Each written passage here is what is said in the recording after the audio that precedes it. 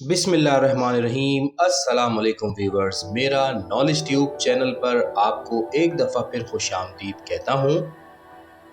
तारीख़ इस्लाम सीरीज़ की एक और नई वीडियो पेश खिदमत है। इससे पहले की वीडियोज़ में हमने हज़रत आदम अलैहिस्सलाम से जो तज़किरा शुरू किया वो हज़रत ईसा पर आकर ख़त्म हुआ, और इससे पहले जो आखिरी वीडियो थी उसमें हमने असहाबे कहफ़ के बारे में भी मालूमात आपको फ़राहम की। हम पहुंच चुके हैं नबी पाक सल्लल्लाहु अलैहि वसल्लम के दौर के करीब। तो सबसे पहले हम बात करेंगे आज इस वीडियो में हज़रत मोहम्मद मुस्तफ़ा सल्लल्लाहु अलैहि वसल्लम के आबाओ अजदाद के बारे में। तो व्यूअर्स, वीडियो को पूरा देखिएगा, और अगर आपको हमारी वीडियोस पसंद आती हैं तो चैनल को भी सब्सक्राइब कीजिए, लाइक कीजिए, ताकि आपको मज़ीद आने वाली वीडियोस भी मिलती रहे। व्यूअर्स, हज़रत इब्राहीम अलैहिस्सलाम जो खुदा के बरगुज़ीदा नबी थे, आपके दो बेटे बहुत मशहूर हैं, हज़रत इस्माईल अलैहिस्सलाम और हज़रत इसहाक़ अलैहिस्सलाम।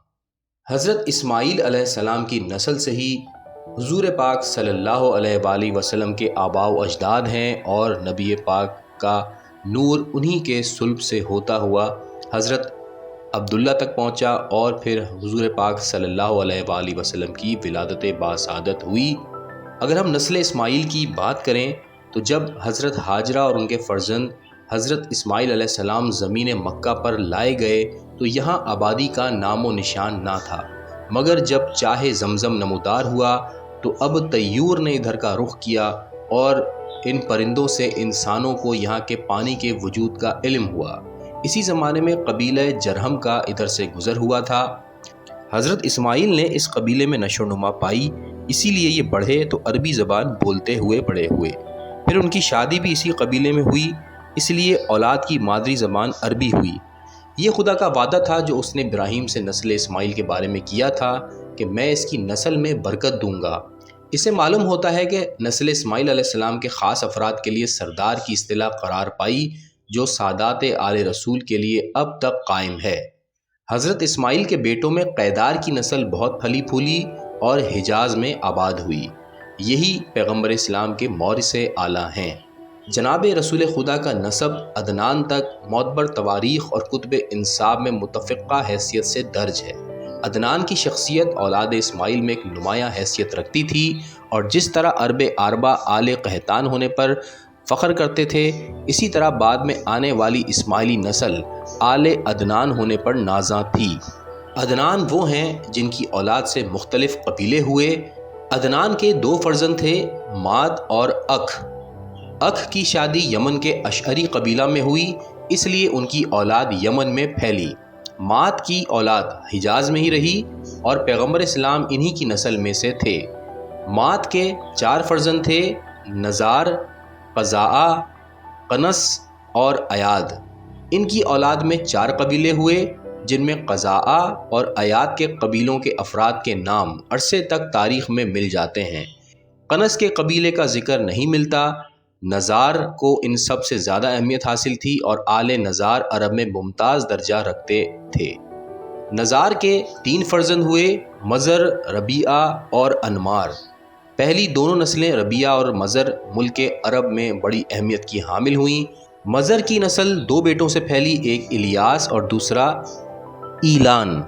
इलियास के तीन फ़र्जंद हुए, मदरिका, तांजा और कमआ।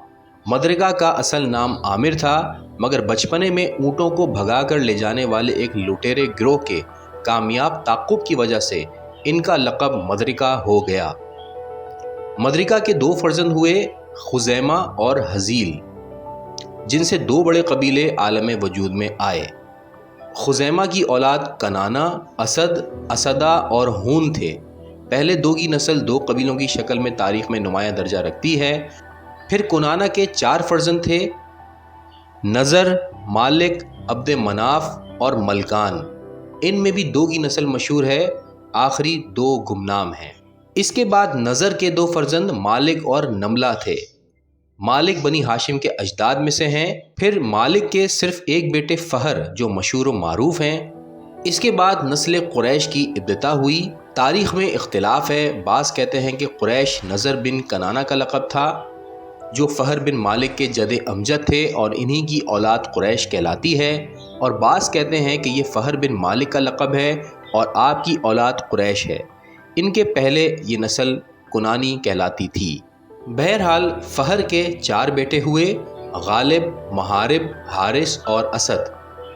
غالب کے 2 فرزند لوئی اور تیم پیدا ہوئے، جن سے 2 قبیلوں کی بنیاد قائم ہوئی اور دونوں تاریخ میں مشہور ہیں۔ لوئی کے 4 فرزند ہوئے، کعب، عامر، سامہ اور اوف۔ یہ 4 قبیلوں کے مورث اعلیٰ ہوئے۔ کعب کے 3 بیٹے مرہ، عدی اور حسیس ہوئے۔ ان میں سے پہلے 2 کی اولاد میں 2 قبیلے تاریخ میں معروف ہیں۔ مرہ کے بھی 3 بیٹے تھے، کلاب، تیم اور یغزا۔ پہلے 2 قبیلے مشہور ہیں اور تیسرے کی اولاد غیر معلوم ہے۔ کلاب کے 2 بیٹے تھے، قصی اور زہرہ۔ ان میں سے اول الذکر بڑے بالغ نظر، حکیمانہ فکر کے مالک اور مدبر تھے۔ انہوں نے اپنی اولاد کو شراب خوری سے پرہیز کرنے کی وصیت کی تھی اور کہا تھا کہ اے میرے بچوں، شراب خوری سے ہمیشہ پرہیز کرنا، اس لیے کہ اگر جسم کو کچھ فائدہ پہنچائے تو عقل، قوہ اور دینی احساسات کو تو یقیناً تباہ کرنے والی ہے۔ عملی اور اصلاحی کارنامہ ان کا یہ ہے کہ قبیلہ قریش کے افراد کو جو دور دور تک منتشر ہو گئے تھے، انہوں نے یکجا کر کے خانہ کعبہ کے گرد سکونت اختیار کرنے پر آمادہ کیا اور تنظیم قومی کی کامیاب ترین کوشش انجام دی۔ اسی لیے ان کا لقب مجمع ہوا۔ خانہ کعبہ کی تولید جو عرصے سے اولاد اسماعیل کے ہاتھ سے نکل گئی تھی، قصی کے ہاتھ میں واپس آئی اور تمام معزز عہدے جو قوم پر اقتدار کا ذریعہ تھے ان کے لیے مجتمع ہو گئے۔ ان کا فرمان قوم میں ایک مذہبی قانون کی طرح واجب العمل سمجھا جاتا تھا۔ قصی کے پھر 4 فرزند تھے، عبد مناف، عبد الدار، عبد العزیٰ اور عبد، جن میں سے پہلے 2 کی نسل دنیا تاریخ سے روشناس ہوئی۔ خصوصیت کے ساتھ عبد مناف کو خود اپنے والد بزرگوار کی حیات میں ممتاز عزت اور شہرت حاصل ہوئی۔ عبد مناف کا اصل نام مغیرہ تھا۔ اس کے بعد عبد مناف کے 4 فرزند تھے، ہاشم، عبد الشمس، مطلب اور نوفل۔ ان میں سے ہاشم اپنے والد بزرگوار کے صحیح جانشین اور مکہ معظمہ کے منصبی اعزازات کے حامل تھے۔ ان کی فیاضی، مہمان نوازی بھی شورۂ آفاق تھی اور ان کا لقب ہاشم بھی زمانہ قحط سالی میں تمام قریش کو کھانا کھلانے کی وجہ سے ہوا۔ عبد الشمس کی اولاد میں بنی امیہ بھی پیدا ہوئے۔ جناب ہاشم کے 4 بیٹے تھے، عبد المطلب، اسد، ابو سیفی اور نزلہ۔ ان میں سے زیادہ مشہور عبد المطلب ہوئے۔ ان کا اصلی نام شیبہ تھا۔ عبد المطلب لقب کی نسبت ان کے چچا مطلب کی طرف ہے، جو ان کے والد بزرگوار ہاشم کے بعد ان کے منصبی اعزازات کے حامل ہوئے تھے۔ مطلب بڑے سخی اور فیاض تھے، یہاں تک کہ قریش میں فیض ہی کے لقب سے مشہور ہو گئے تھے۔